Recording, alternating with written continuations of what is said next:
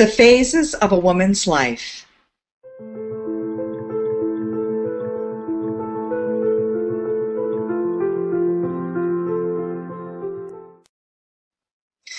When I think of the month of May, I think of flowers and mothers. We all have mothers, grandmothers and great-grandmothers, and some of us have daughters, sisters, and nieces.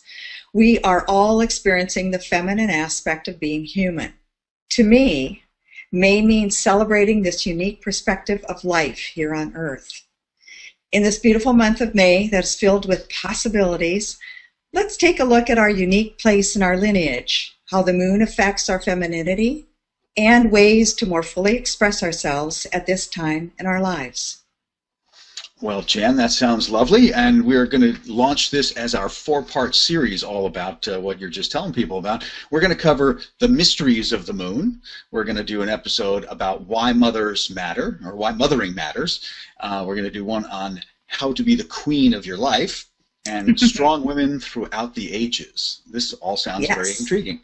So you don't want to miss out on this. So what you want to do is make sure that you're connected with Jan over at invibehealth.com.